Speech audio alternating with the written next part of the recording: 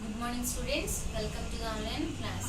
So last class మనం ఏ class చెప్పుకుంటున్నామమ్మా? Immunity అనే టాపిక్ని స్టార్ట్ చేసుకున్నాం కదండి.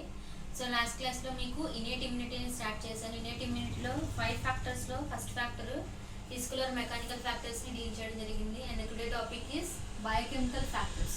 సో ఈరోజు ఏం చెప్తున్నానంటే బయోకెమికల్ ఫ్యాక్టర్స్.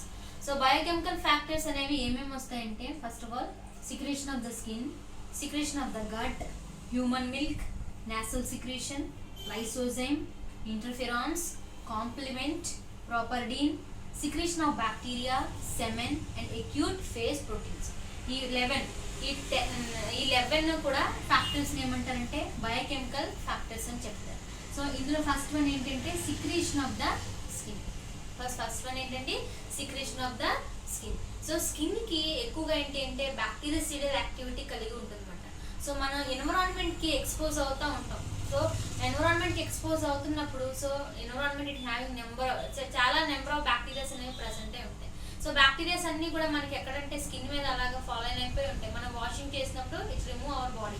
సో అవి మనం రిమూవ్ అయిపోతాయి.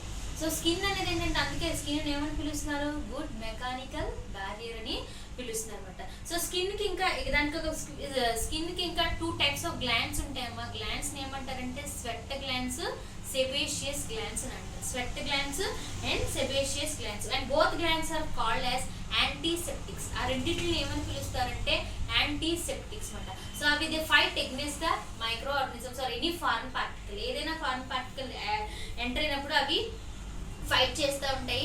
And the glands having, so దాంట్లో ఏముంటాయంటే they have lactic acid and fatty acid. So lactic acid ఉంటుంది, అలాగే ఫ్యాటీ యాసిడ్ అనేది కలిగి ఉంటుంది. లాక్టిక్ యాసిడ్ ఉంటుంది, అలాగే ఫ్యాటీ యాసిడ్ ఉంటుంది అన్నారు. So lactic acid, fatty acid ఉంటుంది కాబట్టి they having bactericidal and fungicidal property.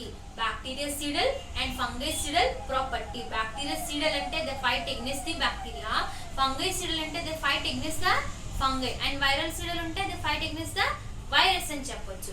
ఓకేనా? సో బ్యాక్టీరియా సిడల్ యాక్టివిటీ ఉంటుంది అండ్ ఫంగై సిడల్ యాక్టివిటీ కలిగి ఉంటుంది. And some of the areas like sole and feet, మన కాలు కింద ఉంటుంది కదండి, ఫుట్ ఉంటుందా? So name of the sole and feet, not foot.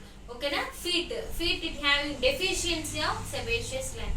ఆ ఫీట్ కి దగ్గర సెబేషియస్ గ్లాండ్ సిక్రీషన్ అనేది బాగా తక్కువగా ఉంటుందండి.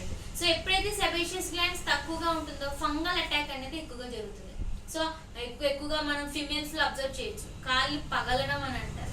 సో ఆ కాళ్ళు పగలడాన్ని ఏమంటారంటే, సో ఎందుకు పగులుతాయంటే సెబేషియస్ గ్లాండ్స్ అనేవి ఫీట్ దగ్గర తక్కువగా ఉండడం వల్ల సో ఫంగల్ అటాక్ అనేది ఎక్కువగా జరుగుతుంది. దాన్ని ఏమంటారంటే ఆల్కలైన్ గ్యాప్స్ అంటారు. ఏమంటారు? Alkaline gaps.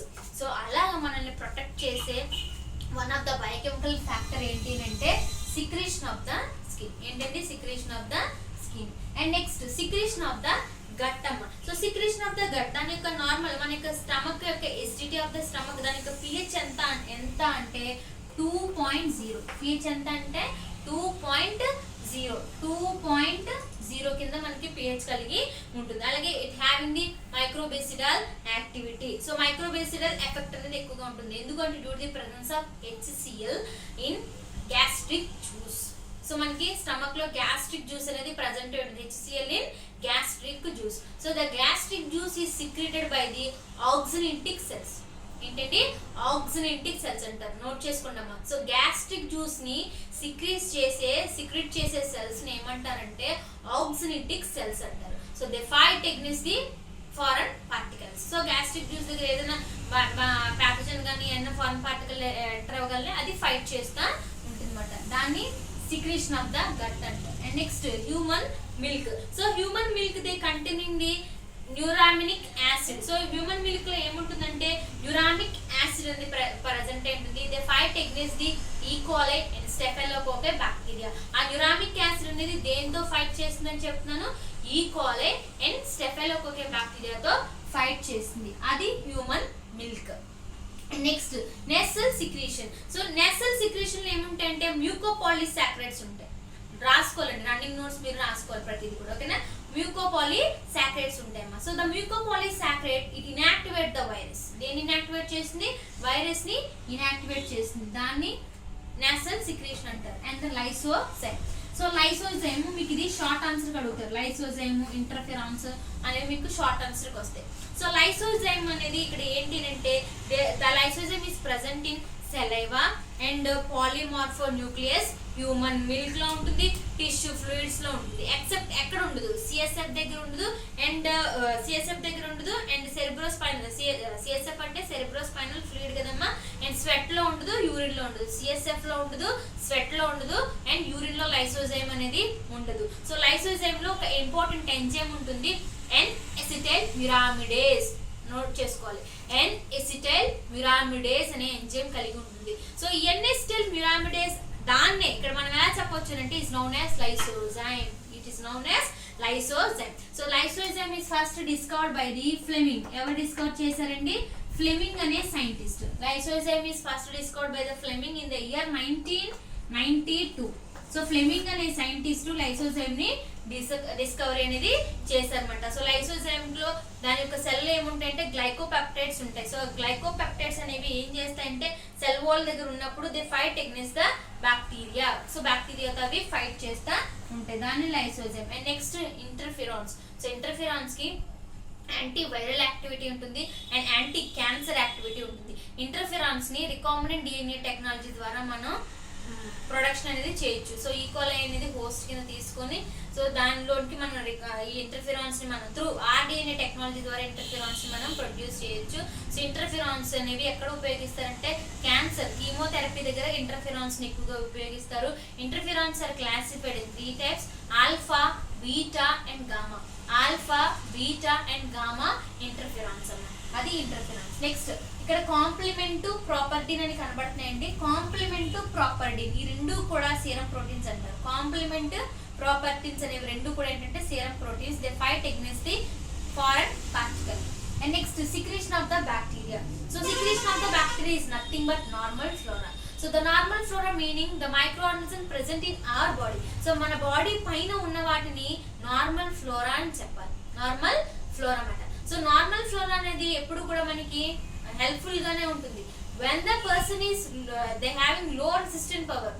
సో ఎప్పుడైతే పర్సన్ లో రెసిస్టెంట్ మెకానిజం అనేది తగ్గిపోతుందో సో ఆ నార్మల్ ఫ్లోరా అనేది ఎలా మారుతుందంటే they turn into the opportunistic pathogen. ఎలా మారుతుందండి? ఆపర్చునిటిక్ ప్యాథోజన్ కింద మారిపోతుంది. ఇప్పుడు జరుగుతుంది కూడా అదేనండి. సో కరోనా అనేది జస్ట్ నార్మల్ గా ఉంది అంటే దానివల్ల మన ఇమ్యూనిటీ అనేది బాగానే ఉందన్నప్పుడు దాని ప్రభావం అనేది హ్యూమన్ బాడీలో దేనికి ఎటువంటి ప్రమాదం చూపించదు.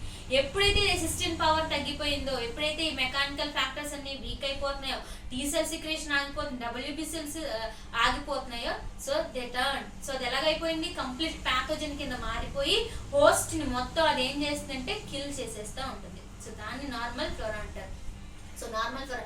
అలాగే మనం డయాగ్నోసిస్ చేసినప్పుడు ఇట్ కాజ్ కన్ఫ్యూజన్. ఇప్పుడు చూడండి అమ్మా, ఎట్ ప్రెసెంట్ చూస్తే కరోనా వైరస్ ప్రభావం ఎంత ఉందో అట్ట రీతిగానే టైఫాయిడ్, మలేరియా అనేది కూడా జరుగుతుంది. అవి కూడా ఇన్ఫెక్షన్స్ కాజ్ అవుతుంది. సో ఇప్పుడు కరోనా వచ్చిందా లేదా టైఫాయిడ్ వచ్చిందా మలేరియా వచ్చిందా? సో ఇది create a confusion. So typhoid, malaria ఉన్న వాళ్ళు వెళ్ళి చేయించుకున్నారు అనుకోండి పాజిటివ్ అనే వస్తుంది. సో అక్కడ కరోనా పాజిటివ్ అనేది వచ్చేస్తుంది అనమాట. So the create a confusion during the diagnosis చేసినప్పుడు ది క్రియేట్ ఏ కన్ఫ్యూజన్ ని క్రియేట్ చేస్తుంది అనమాట. సో ఇది సిక్రేషన్. అదంతా ఎందులోకి వస్తుందంటే సిక్రేషన్ ఆఫ్ బ్యాక్టీరియా. మీకు ఇది కరోనా కోసం అంతా ఎందుకు చెప్పానంటే నార్మల్ ఫ్లోరా అనేది క్లియర్ గా అర్థం అవడం కోసం. సో నార్మల్ ఫ్లోరా అనేది ఏంటంటే it is present in our మన బాడీ పైన ఉంటాయి. సో అవి మనల్ని ప్రొటెక్ట్ చేస్తూ ఉంటాయి అన్నమాట. సో బ్యాక్టీరియోసిన్స్ కానీ ఆర్ యాసిడ్స్ కానీ సో అవి మన యొక్క స్టమక్ లో చూసుకుంటే ఏముంటుంది? ఈకోలై ఉంటుంది. ఇట్స్ అనే కమెన్సల్. సో బ్యాక్టీరియల్ ఫ్లోరా అనొచ్చు, నార్మల్ ఫ్లోరా అనొచ్చు, ఆర్ కమెన్సల్స్ అని కూడా పిలవచ్చు అన్నమాట. దాన్ని సిక్రేషన్ ఆఫ్ బ్యాక్టీరియా అని అంటారు. సో ఇక్కడ సిక్రేషన్ ఆఫ్ బ్యాక్టీరియా మీకు బెస్ట్ ఎగ్జాంపుల్ ఏంటంటే లాక్టోబాసిల్లస్ అన్నమాట. సో దానికి ఎక్కువగా యాంటీ బ్యాక్టీరియల్ యాక్టివిటీ కలిగి ఉంటుంది. లాక్టోబాసిల్లస్ దానికి ఎక్కువగా యాంటీ బ్యాక్టీరియల్ యాక్టివిటీ కలిగి ఉంటుంది. అండ్ నెక్స్ట్ సెమెన్ అండి. సో సెమెన్ అనేది ఏంటంటే బ్యాక్టీరియాసిడల్ కాంపోనెంట్స్ ని సెమెన్ అని పిలుస్తారు. సో నేమ్లీ ఇక్కడ ఏం చెప్పొచ్చు అంటే స్పర్మైన్. ఓకేనా? సెమెన్ బ్యాక్టీరియోసిడల్ కాంపోనెంట్స్ అని పిలుస్తారు. Acute phase proteins and group of proteins ని అక్యూట్ ఫేజ్ ప్రోటీన్స్ అని పిలుస్తారు. ఇక్కడ ఏంటంటే సిఆర్పి, సి రియాక్టివ్ ప్రోటీన్. ఇప్పుడు టెస్ట్ చేస్తున్నారండి కరోనా పేషెంట్లకి, సిఆర్పి టెస్ట్ చేస్తున్నారు. ఎందుకు? సి రియాక్టివ్ ప్రోటీన్, అక్కడ ఇన్ఫెక్షన్ రేట్ అనేది ఎంత ఉందో తెలుసుకోవడం కోసం ఇక్కడ సిఆర్పి టెస్ట్ చేస్తారన్నమాట. సో సిఆర్పి అంటే సి రియాక్టివ్ ప్రోటీన్ అనేది దాన్ని సిఆర్పి అని అంటారు. ఎగ్జాంపుల్ సిఆర్పి అనేది ఎలా యాక్ట్ చేస్తుంది? CRP act as a opsonin, nothing but antibody, nothing but antibody కింద యాక్ట్ చేస్తుందన్నమాట. సో సిఆర్పి టెస్ట్ చేస్తున్నారు ఇన్ఫెక్షన్ రేట్ ఎంత ఉందో తెలుసుకోవడం కోసం. సిఆర్పి టెస్ట్ అంటే ఏంటంటే సి రియాక్టివ్ ప్రోటీన్ అని చెప్పొచ్చు. వీటిని బయోకెమికల్ ఫ్యాక్టర్స్ అని చెప్పొచ్చు. Secretion of the skin, secretion of the gut, human milk, nasal secretion, lysozyme, interferons, complement, properdin, secretion of bacteria, semen, acute phase proteins. ఓకేనండి. సో ఇమ్యూనాలజీ అనేది చాలా ఈజీ సబ్జెక్టు, మీరు బాగా నేర్చుకోవచ్చు. అట్ ప్రెసెంట్ మీరు అంతా ఏంటంటే ఒక లైఫ్ సైన్స్ కి సంబంధించిన స్టూడెంట్స్ కాబట్టి ఎవరైనా ఏమైనా అడిగినప్పుడు ఇన్ఫర్మేషన్ చెప్పడం కూడా చాలా ఈజీ అవుతుందన్నమాట. సో సిఆర్పి అంటే ఏంటి, నార్మల్ ఫ్లోరా అంటే ఏంటి, అసలు ఎందుకు మన ఇమ్యూనిటీ మెకానిజం అసలు ఎలా యాక్ట్ చేస్తుంది, ఇమ్యూనిటీలో అసలు ఈ ఫ్యాక్టర్స్ అనేవి ఉంటాయి, అందుకే మన ఇమ్యూనిటీ, ఇవన్నీ మీకు తెలియని వాళ్ళకి చెప్పడానికి కూడా ఇమ్యూనాలజీ అనేది చాలా బాగుంటుందమ్మా. మంచిగా నేర్చుకోవచ్చు. ఓకేనా. సో వీడియోస్ ఫాలో అవ్వండి అండ్ నోట్స్ మీకు పెట్టడం జరుగుతుంది, నోట్స్ కూడా ఫాలో అవ్వండి. Thank you students.